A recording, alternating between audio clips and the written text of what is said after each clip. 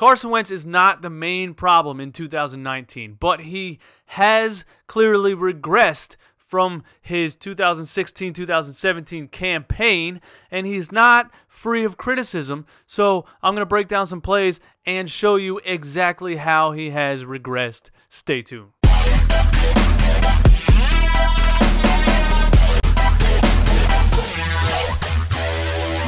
What is up, guys? DJ Eastwood here. Run it back. As always, hit that subscribe button if you like talking Philly sports every day, because that's what I do. Listen, I made a video a while ago called Carson Wentz Doesn't Suck. And he doesn't. He doesn't suck. All the bench Wentz, trade Wentz, Carson Wentz is terrible takes are just flat out ridiculous. But I do see a major difference from him in 2016 and 17 to 2018 and 2019 right now.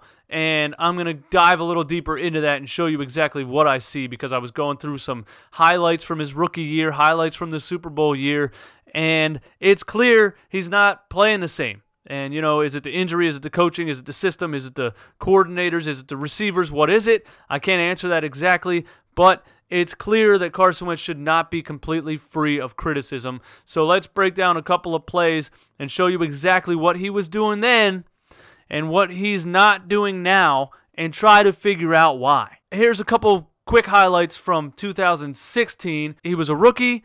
He was just coming in here firing. He was backing up in the pocket, totally fearless. He was reading the field.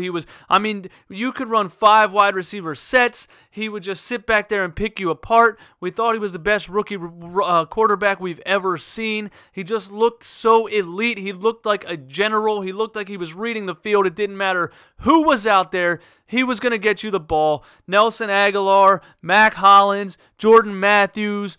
It didn't matter. He didn't need elite receivers. He was just back there throwing it to everybody. And I'm not seeing that anymore. And I don't know why. But let's check it out, man. Here's some plays from 2016 just to give you an example of what he was doing. Here he drops back in the pocket, looks right, looks left, lets it fly. Leads Nelson Agholor straight into the end zone. I mean, come on, man. Steps back in the pocket, lets it fly. Hits Jordan Matthews in stride over the top. Now, I don't know if it's Carson or if it's the offensive system, but he's not doing this anymore.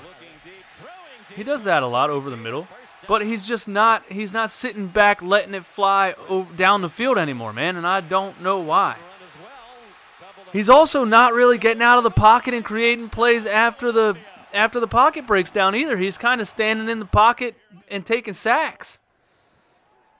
Here he is against the Giants. He just steps back after a play action and absolutely heaves it down the field to Bryce Treggs. You understand what I'm saying? Now, is it that the offensive coordinators could get Bryce Treggs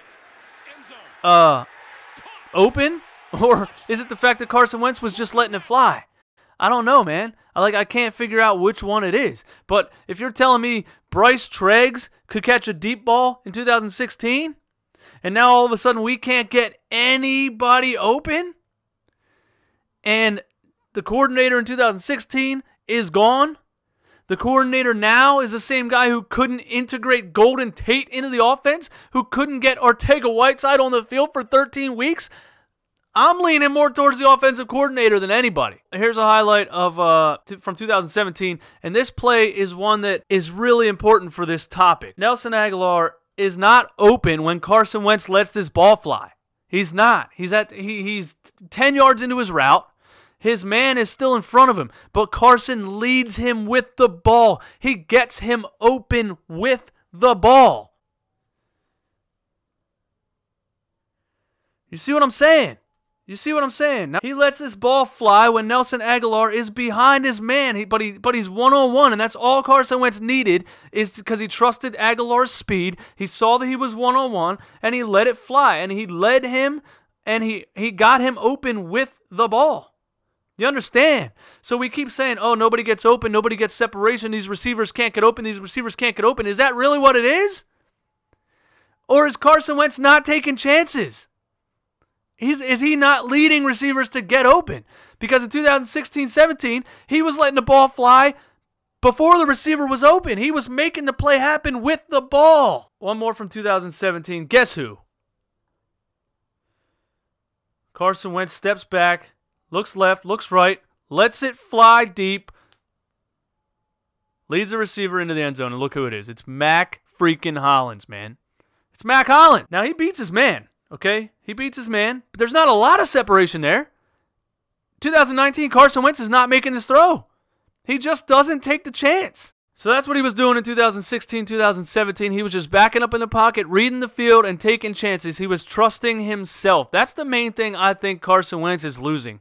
Carson Wentz is losing trust in himself. He's not stepping back in the pocket and trusting himself to make a play with the football to lead a receiver into the open part of the field. All right, so now let's check out a play here from the Miami Dolphins game on Sunday. And I'm going to basically compare it to 2016-17 and show you what Carson Wentz would have done and what he's not doing anymore. So check it out. There's a snap. Boom, freeze it right here. Look at this. Look at the receiver down on the right. One-on-one. 2016, Carson Wentz lets that ball fly into the corner of the end zone, leads him into the end zone perfectly. Look at the top of the screen. One-on-one. The safety's on the right side. 2016-17, Carson Wentz sees that safety on the right side. He knows he has a fly route one-on-one on the left. He lets it fly into the end zone and drops in a touchdown. But what does he do in 2019? Watch. 2019, he doesn't take the chance. He holds the ball and he takes a sack. That's what I'm telling you guys, man. This is a different guy. Now, of course, the play that Brian Baldinger keeps bringing up on Twitter and it's shared everywhere in Facebook groups and everything is the play where he totally missed a wide-open Nelson Aguilar because he stares at Alshon Jeffrey the entire play. I said this a couple weeks ago. This is what Carson Wentz has been doing this season. He snaps the ball and he looks at his target the entire way. He does not read the field. He doesn't even read the defense. He looks at his man and throws it no matter what. It's like Madden if you only have one button. You know, he knows where he's going and he doesn't trust himself to sit back, read the field, watch what the defense is doing, and make the play.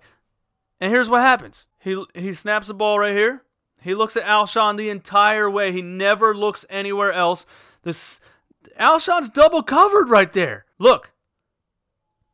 Nelson Aguilar is wide open. They blew the coverage. They triple cover Alshon Jeffrey. Wentz does not read the coverage. He doesn't read what the defense does at all. He throws to his intended target into double coverage. Triple coverage, basically. So what happened? What happened? What happened to Carson Wentz, man? What happened? He didn't have a terrible game yesterday or against the Dolphins, but what I'm saying is he's playing a totally different game this season than he did his rookie season and this 2017 season. Now, what happened, man? Was it the injury? Is it the game plan? Is it the play calling? Is it the coaching? I wonder what these guys are talking about in practice. What are they practicing in practice? Is this what the coaches are telling him to do? Do the coaches not trust Carson Wentz? You understand what I'm saying? Are the coaches afraid that he's going to throw an interception or that he's going to get hurt or that he's going to make the wrong read? Are the coaches like, here's your play. You back up, you throw to this guy. If it's not open, you throw it away. Are they telling him to play like this? Or does he just not trust himself? One thing I do know is that the system, the coaching staff, the play calling, everything this season is clearly not working, and it all needs to go. Mike Groh should have been fired a long time ago. There's no way you watch this offense and think the offensive coordinator has any value. There's just no way. He should have been fired already. I don't understand it. Doug Peterson announced yesterday there's going to be no coaching changes moving forward. Why? Why is there no coaching changes? The thing that stands out to me is that we harp a lot on the drops, a lot on the wide receivers dropping balls, but Carson Wentz has regressed. I believe it's because of the system and the coaching staff. Frank Reich was clearly better with quarterbacks. He was clearly better at getting Carson Wentz to open up, sit back and read the field, and give him the freedom to make the throw wherever he wanted it to go. I don't think Mike Groh has trust in himself or Carson Wentz. I don't think Carson Wentz trusts Mike Groh. I don't think Doug Peterson trusts Mike Groh to be creative. I don't think any of it's working. It all needs to go, man. It all needs to go. Let me know what you guys think in the comments. Thank you for watching my mini breakdown of Carson Wentz's regression. I don't think that Carson Wentz needs to be traded, benched, anything like that. Clearly, he was elite in 2017, and he can get back to that. I know he can get back to that. But he can't get back to that with this coaching staff on sideline. All right? He can't. Something needs to happen here. I don't think it's really about the receivers. I really don't. I think it's about the system, man. Frank Reich was the brains behind the operation. I would love for Doug Peterson and the whole crew to be fired, but they're not going to fire Doug Peterson because there's a statue of him outside of the stadium. But they could fire everybody else, and they should have done it already. Thank you guys for watching. My name is DJ Eastwood. This is Run It Back. Peace.